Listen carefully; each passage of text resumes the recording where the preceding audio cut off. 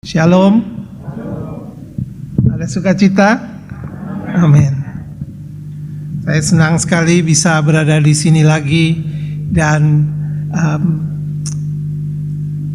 tahun ini memang satu tahun yang penuh dengan berbagai goncangan, berbagai perubahan yang mana membuat terjadi kejutan di banyak tempat, di mana-mana, khususnya dengan adanya pandemi COVID. Itu membuat satu perubahan yang begitu besar dalam perilaku manusia. Adik saya, dia seorang dokter yang menangani COVID, dan saya sering kali, hampir setiap hari saya menemani. Dan di awal-awal itu ada begitu banyak orang meninggal dan dibawa ke kuburan di Tegal Alur. Dan di situ saya menyaksikan sendiri ada orang-orang yang meninggal dikuburkan tanpa ada upacara, tanpa ada kebaktian. Saya begitu sedih melihat begitu banyak perubahan. Dan satu saat saya juga bertemu dengan seorang teman yang ini orang yang sangat berada. Tadinya hidupnya penuh dengan, mereka hidup dengan bergelimangan harta. Tapi 3 hari sebelum kami datang, ada seorang sahabatnya baru saja meninggal. Temannya juga seorang yang kaya. Dan dalam pertemuan ini kami melihat ada satu perubahan sikap yang luar biasa. Akhirnya dia katakan bahwa semua harta itu tidak lagi yang paling penting. Mulai berpikir tentang kehidupan. Di hari ini kita mau sedikit membuka dari kitab Filipi. Saya hanya akan membaca 1-2 ayat, tapi nanti akan baca juga dari berbagai ayat yang lain. Tapi saya ingin menekankan dari ayat yang ke-13, Filipi 4 ayat yang ke-13, tapi saya baca dari ayat yang ke-10. Filipi 4 ayat 10 sampai 13. Aku sangat bersukacita dalam Tuhan bahwa akhirnya pikiranmu dan perasaanmu bertumbuh kembali untuk aku. Memang selalu ada perhatianmu, tetapi tidak ada kesempatan bagimu. Kukatakan ini bukan karena kekurangan. Aku kekurangan, sebab aku telah belajar mencukupkan diri dalam segala keadaan. Aku tahu apa itu kekurangan, dan aku tahu apa itu kelimpahan. Dalam segala hal, dalam segala perkara tidak ada sesuatu yang merupakan rahasia baik bagiku, baik dalam hal kenyang maupun dalam hal kelaparan, baik dalam hal kelimpahan maupun dalam hal kekurangan. Ayat 13, segala perkara dapat kutanggung di dalam Dia yang memberi kekuatan kepadaku. Segala perkara dapat kutanggung. Firman ini ditulis oleh Rasul Paulus ketika dia sedang berada di dalam penjara di Roma, di tempat di mana dia ditahan. Situasi yang dihadapi tidak mudah. Tapi kalau kita melihat dari awal, dari Filipi yang 1, dia mulai dengan ucapan syukur. Bayangkan saudara-saudara, di tengah situasi dunia ini di mana sehari-hari kita dengar begitu banyak orang yang komplain, begitu banyak orang yang hidup dalam ketakutan, seperti Bapak yang kami temui ini. Artinya dia melihat hartanya tidak ada lagi artinya. Temannya yang punya Ferrari, teman yang kaya itu meninggal 3 hari sebelumnya. Dan dia terkejut. Suatu yang tadinya dibanggakan. Biasanya mereka bertemu bersama. Dia kehilangan teman ini. Dia katakan, harta ini tidak ada artinya. Di tengah situasi yang seperti ini kita dapat nasihat dari seorang Rasul Paulus yang menderita, yang berada di penjara.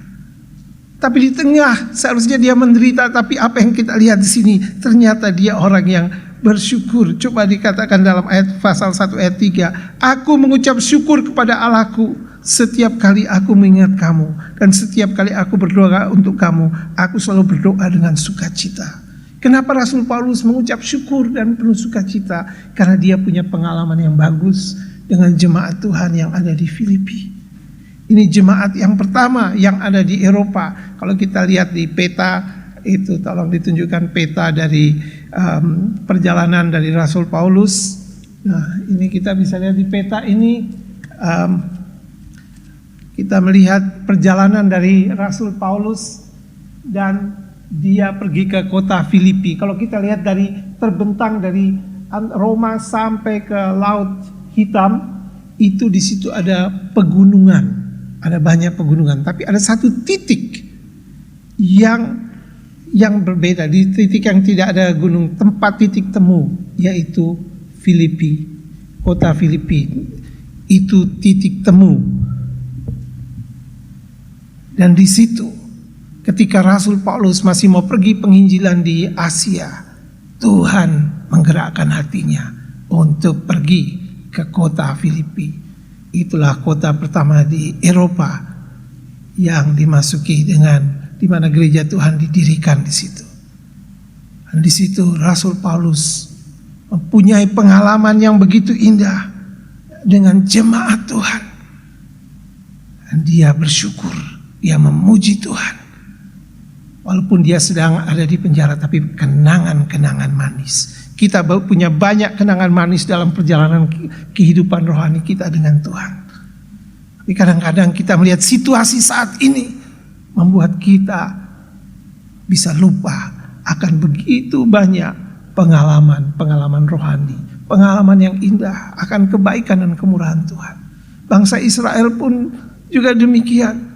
Sudah mengalami begitu banyak penyertaan Tuhan, tapi mereka mau kembali ke padang gurun, mudah bersungut-sungut, mudah kecewa. Ada banyak hal yang kita bisa pelajari dari pengalaman hamba Tuhan yang luar biasa, Rasul Paulus, yang hatinya sungguh-sungguh melekat kepada Tuhan. Hari-hari ini ketika saya merenungkan beberapa bagian dari kitab Filipi, saya terkagum-kagum. Ternyata kita ada satu pengharapan yang besar di tengah-tengah situasi. Seringkali kalau kita hanya baca koran, buka TV, buka medsos, berita-beritanya menakutkan. Ada ujaran kebencian, ada macam-macam huru-hara di sana sini yang bisa membuat kita lemah, membuat kita, hati kita gundah gulana, membuat kita menjadi putus asa dan bisa gampang menjadi depresi. Tapi seorang hamba Tuhan, Rasul Paulus, dia mengucap syukur, dan dia di dalam penjara tapi dia mengucap syukur untuk jemaat Tuhan yang hatinya sungguh-sungguh berapi-api dan dalam melayani Tuhan. Dalam kitab Filipi itu penuh dengan sukacita. Kitab yang lain ada banyak hal Paulus menegur, di sini hanya sedikit teguran. Tapi pada intinya ada bicara tentang adanya sukacita, adanya pengharapan, adanya kesatuan. Ini kitab Filipi bisa banyak mengajar kita sebagai anak-anak Tuhan. Di tengah-tengah situasi yang tidak mudah yang sedang dihadapi, baik di tengah-tengah bangsa kita maupun yang dihadapi oleh berbagai macam anak Tuhan yang ada di seluruh dunia saat ini.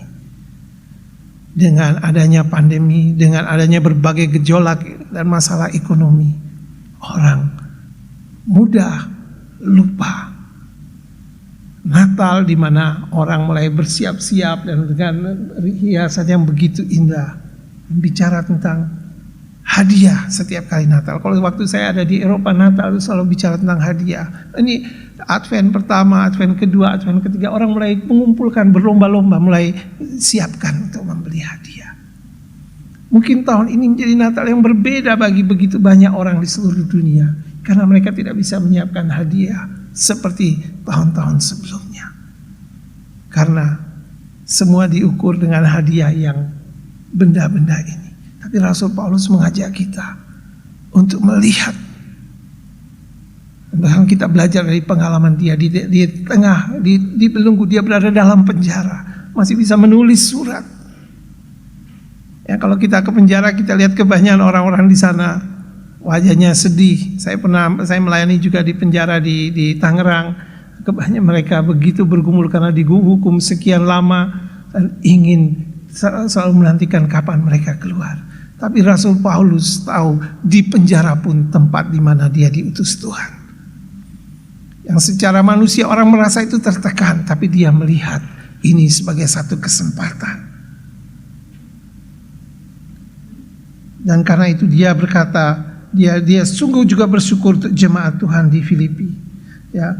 Dan dia katakan, sebab Allah adalah saksiku betapa aku dengan kasih meresah Kristus Yesus merindukan kamu sekalian. Jadi di sini ada satu hubungan yang begitu indah antara Rasul Paulus dan jemaat Tuhan di Filipi. Jemaat Tuhan yang begitu dekat di hatinya. Jemaat Tuhan yang penuh dengan sukacita. Jemaat Tuhan yang begitu mengasihi Paulus. Jemaat Tuhan yang berkorban, yang mendukung pelayanan Paulus. Luar biasa.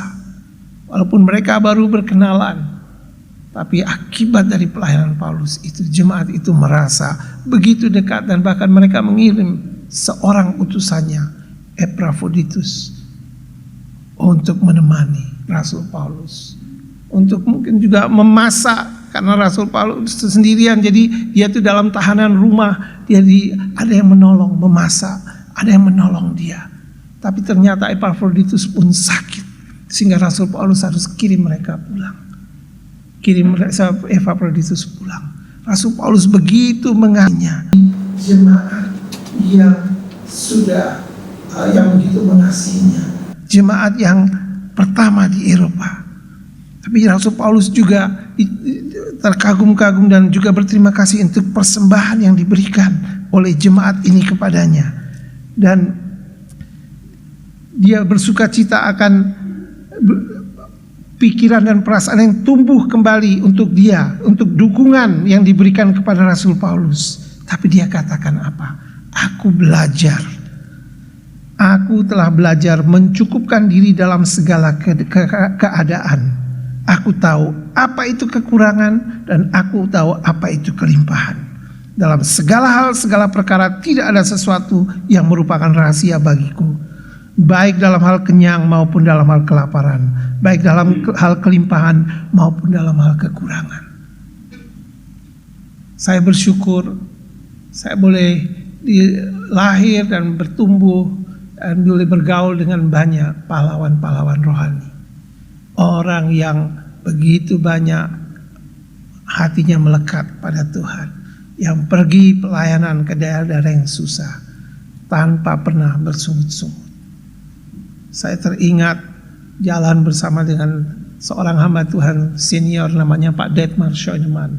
Kami pergi ke daerah yang susah dan beliau sebagai orang barat bersedia tidur selantai dengan orang-orang dari desa di negara Kyrgyzstan, di mana orang Rusia pun tidak ke sana, tapi dia mau datang melayani dan pergi ke tempat orang-orang seperti itu.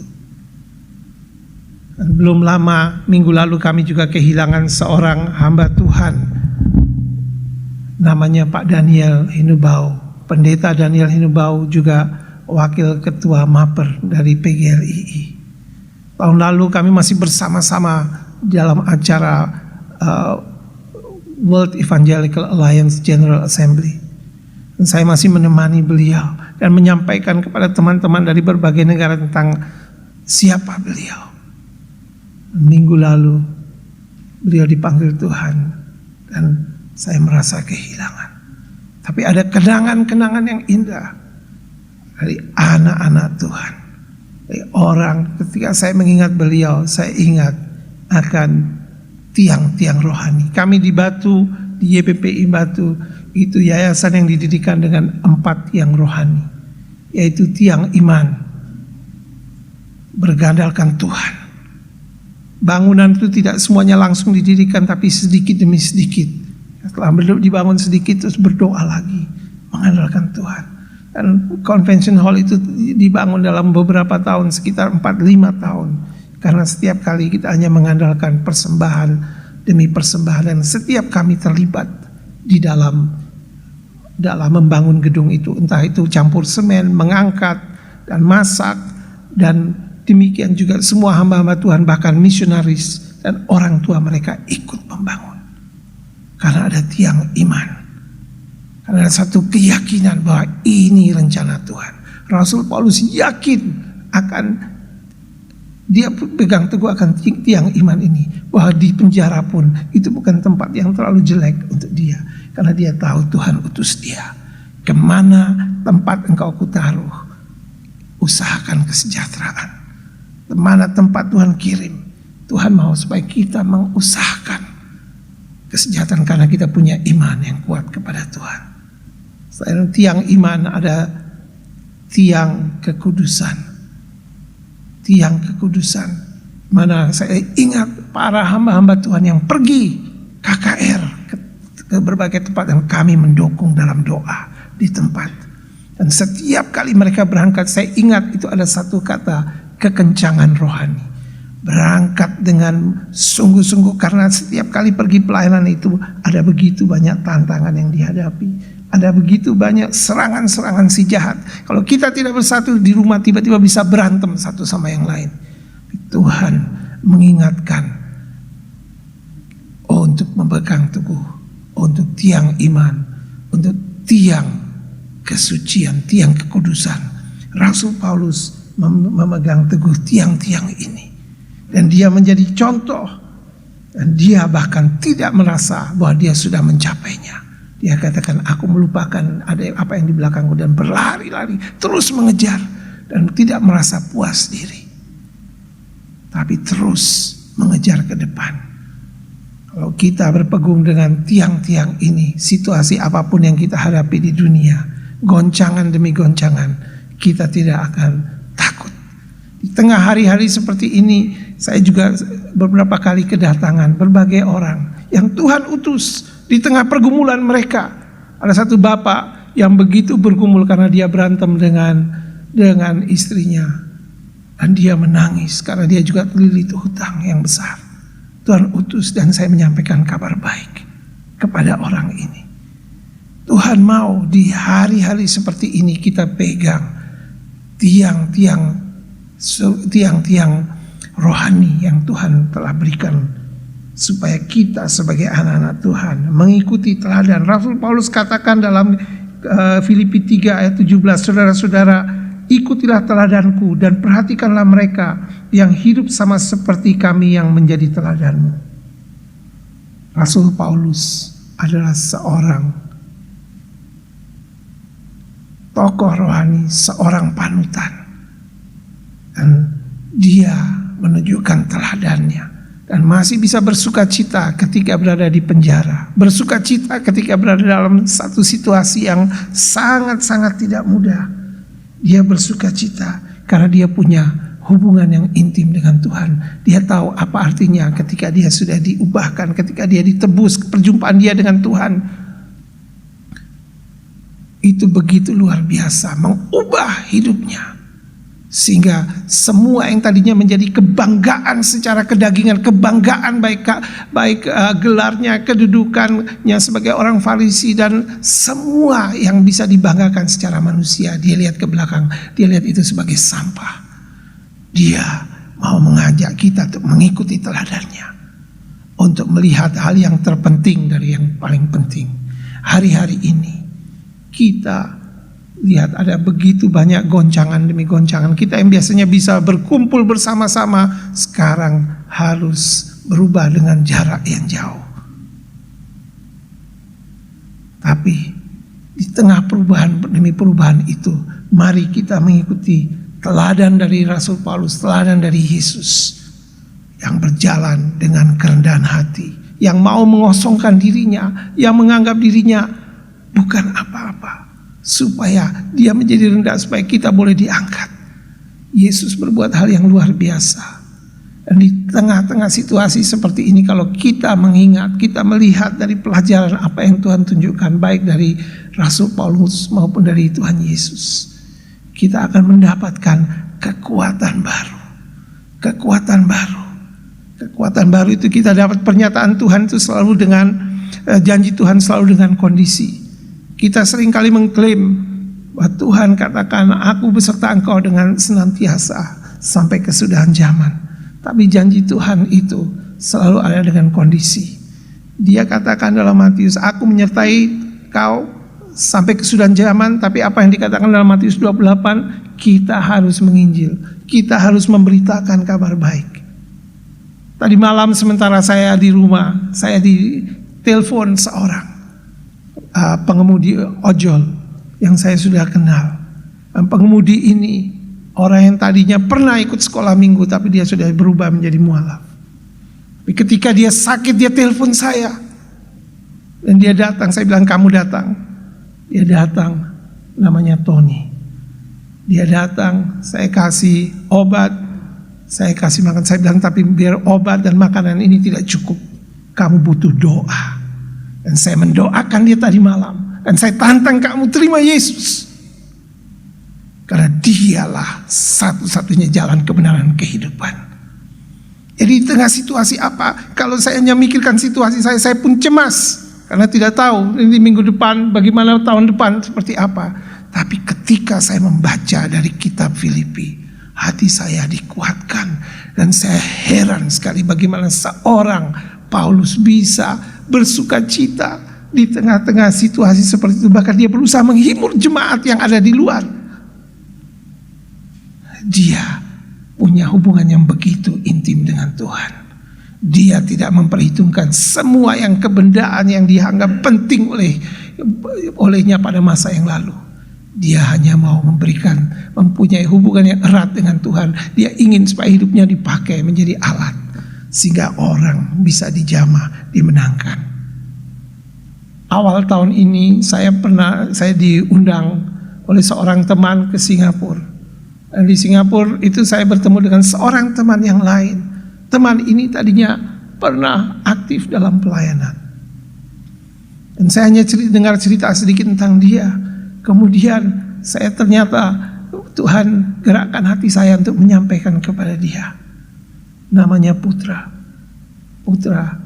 Tuhan utus saya ke Singapura untuk bertemu kamu ini hanya untuk menyampaikan bahwa Tuhan akan kembali lagi, kau kembali kepada panggilan mula-mula. Dia sebenarnya sudah ditunggu di bawah oleh temannya, tapi saya ajak dia berdoa. Sebenarnya dia jengkel karena saya berdoa, setelah 5 menit masih belum selesai, 10 menit masih belum selesai. Saya berdoa untuk dia karena hati saya tergerak. Saya bilang, Tuhan, orang yang dengan karunia luar biasa seperti orang ini, dia akan sia-sia, dia akan mati, dia akan masuk neraka kalau dia tidak kembali kepada panggilan kasih yang mula-mula. Dan puji Tuhan, ternyata pertemuan yang sebenarnya waktu itu dia anggap menjengkelkan. Dia katakan saya jengkel sama Bapak. Tapi 3 bulan lalu saya dapat kabar dia sedang menyendiri. Dia sedang berada di Kota Batu mencari wajah Tuhan. Dan Tuhan sedang beracara dengan dia. Tuhan mau memakai setiap kita supaya ada orang-orang yang hilang dipulihkan, orang-orang yang cemas dikuatkan, orang-orang yang sakit didoakan. Tadi malam saya mendoakan orang yang sakit itu dan Tuhan jamah. Dan dia heran, saya bilang itu kuasa Yesus. Karena kita berdoa bukan mudah-mudahan, kita berdoa dengan penuh keyakinan. Karena Yesus sedang beracara, Tuhan sedang memanggil engkau untuk kembali. Rasul Paulus menulis dari tengah-tengah situasi yang sulit. Tapi dia karena ada keintiman dengan Tuhan, dia menulis dengan penuh sukacita. Ibu Corrie ten Boom juga mengatakan kepada mereka yang percaya kepada Yesus, hari esok lebih baik daripada hari ini. Ada pengharapan hari lepas hari. Dunia boleh bergoncang, tapi kasih setia Tuhan tetap. Ada lagu yang dikarang oleh Pak Pontius Takaliwang, biarpun gunung-gunung beranjak dan bumi bergoyang, tapi kasih setiamu takkan beranjak dariku. Kita yakin Bapak Ibu Saudara, kita yakin karena Tuhan begitu mengasihi setiap kita. Tuhan katakan dia menyertai Bapak Ibu Saudara dan saya setiap hari sampai kesudahan alam.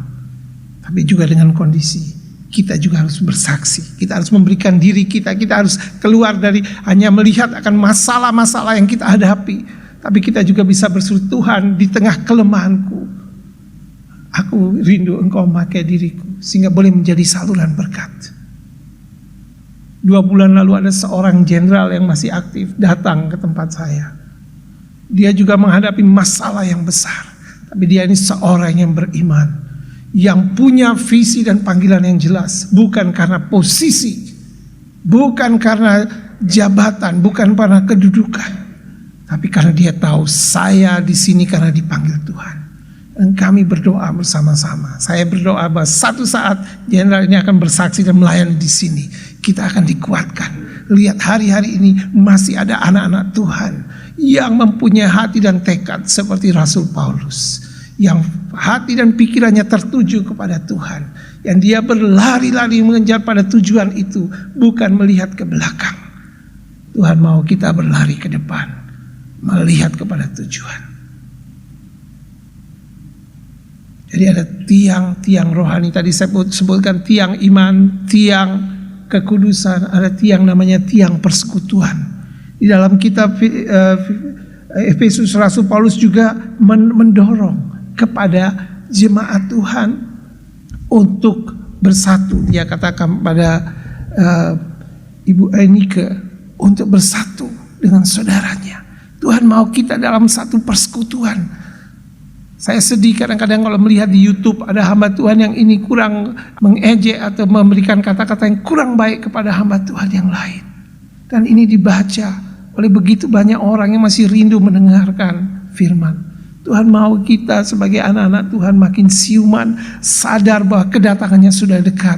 Mari kita bersatu padu, saling menopang, bukan melihat kekurangan sana sini, tapi bagaimana kita bersatu padu sehingga doa Tuhan Yesus bisa digenapi, yaitu dia berdoa supaya kita menjadi satu sehingga jiwa-jiwa bisa dimenangkan. Karena ini adalah masa-masa penuaian. Kalau kita membuka mata, membuka pikiran, membuka hati kita, dan mengizinkan hati kita, mengizinkan kita supaya dipakai Tuhan. Karena saat-saat ini betapa pentingnya satu persekutuan. Persekutuan, Paulus punya persekutuan yang intim dengan Tuhan dan juga dengan jemaat Tuhan yang di Filipi. Dengan kesatuan itu satu persembahan yang berbau harum. Kesatuan itu kita bisa memenangkan jiwa-jiwa. Karena banyak jiwa yang masih menantikan pada hari-hari ini. Dan ada satu tiang lagi namanya tiang pengorbanan.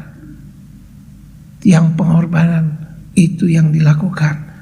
Pengorbanan paling besar dilakukan oleh Tuhan Yesus di kayu salib. Dia mau berkorban untuk diri kita. Dia mau menyerahkan dirinya, nyawanya untuk kita. Dan dalam Efesus, dalam Filipi 2 ayat yang kelima dikatakan, hendaklah kamu dalam hidupmu bersama menaruh pikiran dan perasaan yang terdapat juga dalam Kristus Yesus. Ini menjadi kuncinya. Kalau kita punya pikiran dan perasaan Kristus, kita akan melihat manusia dari kacamata Yesus.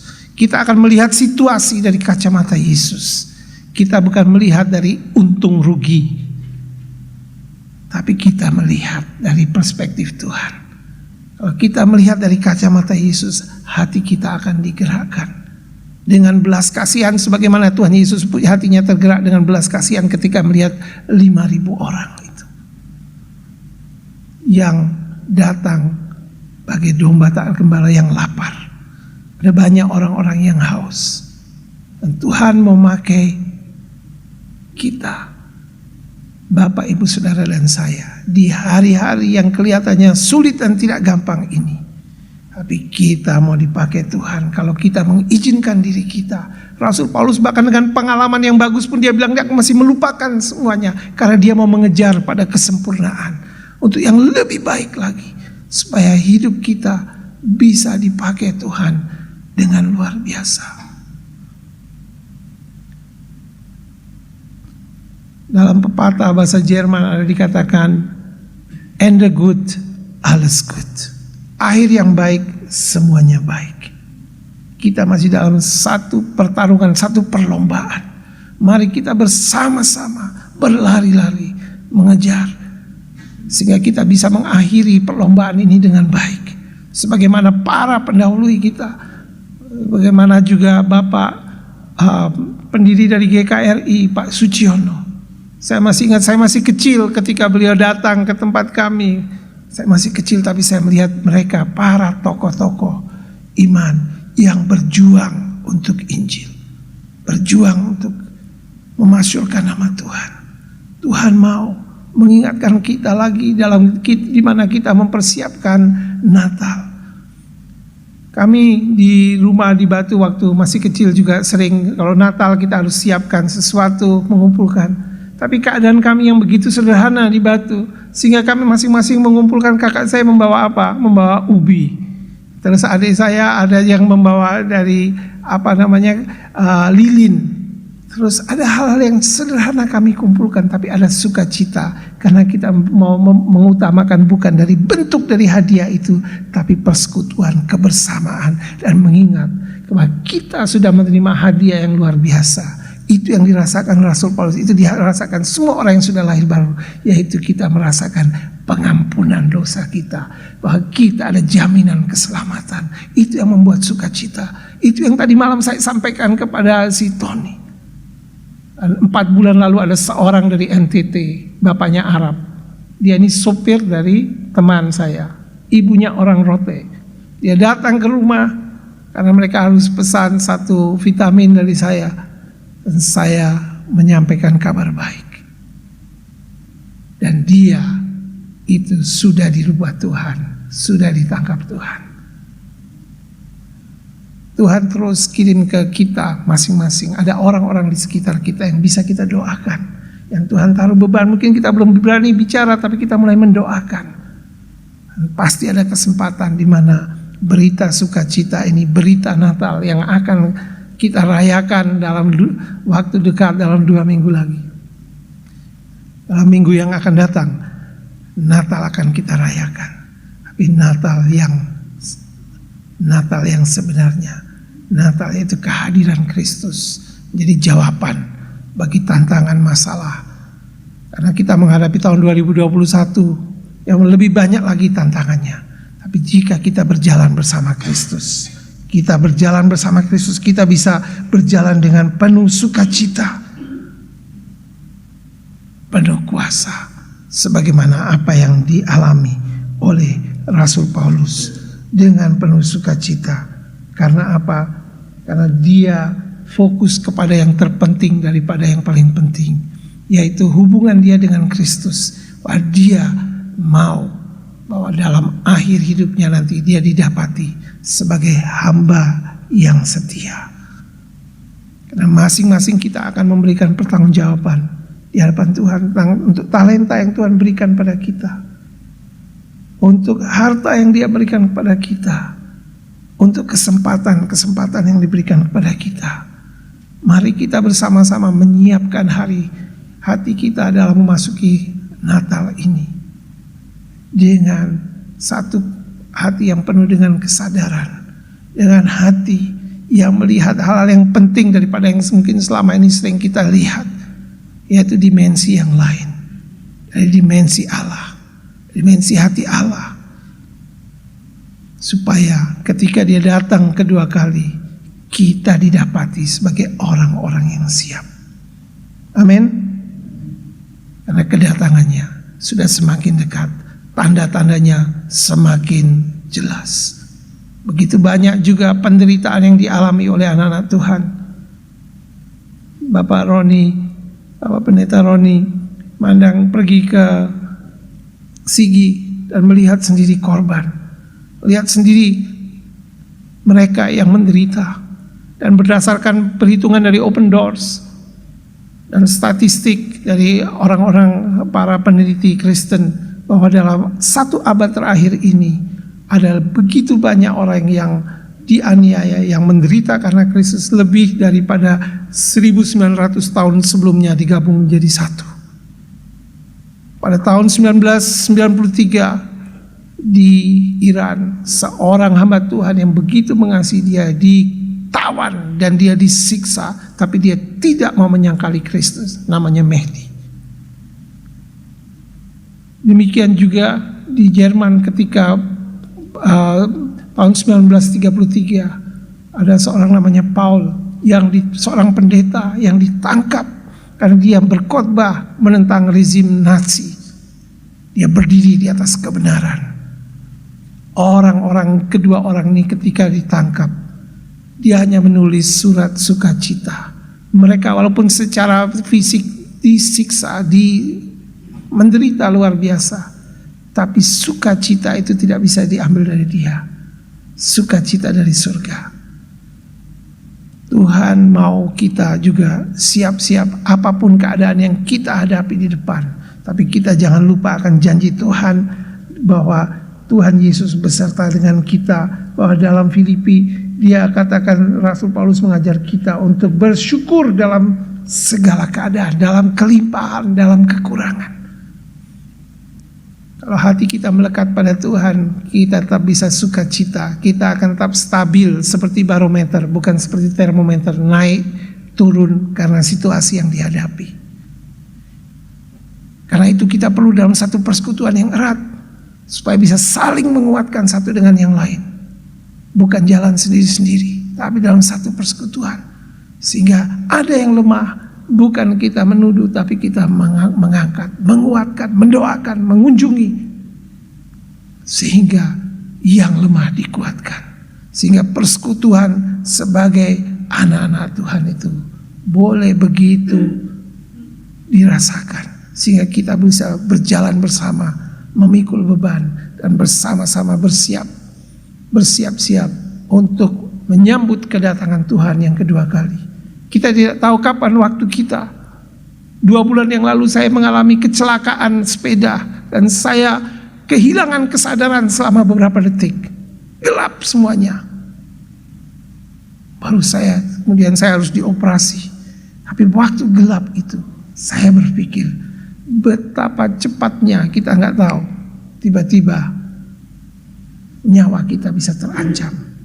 Karena itu melalui kejadian itu saya diingatkan untuk lebih siuman lagi, untuk lebih sadar lagi, untuk memanfaatkan waktu-waktu kita, hari-hari kita, supaya kita disiapkan kapanpun Tuhan panggil, kita siap. Dan hati kita, sehingga seperti lagu yang pernah dinyanyikan tentang hidup ini adalah kesempatan. Ada kesempatan demi kesempatan yang Tuhan berikan, supaya kita dapat mengakhiri semuanya dengan baik. Kita mengakhiri tahun ini juga dengan baik, menyambut tahun depan juga dengan penuh pengharapan apapun, yaitu karena kita berjalan, kita ada di dalam Kristus, dan kita punya pikiran Kristus, bukan pikiran kita sendiri. Kalau punya pikiran Kristus, apapun tantangan yang dihadapi, kita hadapi dengan hati dan pikiran Kristus, dan kita akan berjalan dengan penuh keyakinan, penuh dengan kekuatan dari Tuhan. Amin. Jemaat yang dikasihi oleh Tuhan Yesus Kristus, mari kita bersatu dalam doa. Bapa kami dalam surga, kami bersyukur atas firman Tuhan yang telah diberitakan kepada kami melalui hamba-Mu Bapak Pendeta Yakub Octavianus. Kiranya tiap kata dari kebenaran firman Tuhan dia terpatri dalam loh hati kami, dan kami mau bersukacita di tengah-tengah situasi yang tidak selalu menyenangkan hati kami. Berkati hamba-Mu di dalam pelayanan, baik di Indonesia, di luar Indonesia. Berkati kerinduannya untuk terus memberitakan Injil. Dan kami sekalian yang telah mendengarkan firman-Mu, bersama-sama kami berdoa, kami dikuatkan oleh firman yang hidup dan berkuasa. Tangan kasih-Mu tidak pernah berubah, dan kuasa-Mu tidak pernah surut dalam kehidupan kami. Di saat kami lemah, Engkau hadir memberikan kekuatan. Di saat asa kami memudar, Engkau datang membangkitkan pengharapan kami untuk melihat hidup ini, karena kami sekalian adalah milik kepunyaan dari Yesus Kristus, Tuhan penebus kami. Terima kasih Bapa atas firman-Mu, dan kiranya melalui firman Tuhan hari ini kami tidak takut melangkah di dalam kehidupan kami hari lepas hari. Ini doa kami ya Bapa yang kami panjatkan penuh syukur dalam nama Tuhan Yesus, Tuhan Juru Selamat kami yang hidup, yang telah mengajarkan kami berdoa. Bapa kami yang di sorga, dikuduskanlah nama-Mu, datanglah kerajaan-Mu, jadilah kehendak-Mu di bumi seperti di sorga. Berikanlah kami hari ini makanan kami yang secukupnya, dan ampunilah kami akan kesalahan kami, seperti kami juga mengampuni orang yang bersalah kepada kami, dan janganlah membawa kami ke dalam pencobaan, tetapi lepaskanlah kami daripada yang jahat, karena Engkaulah yang mempunyai kerajaan dan kuasa dan kemuliaan sampai selama-lamanya. Amin.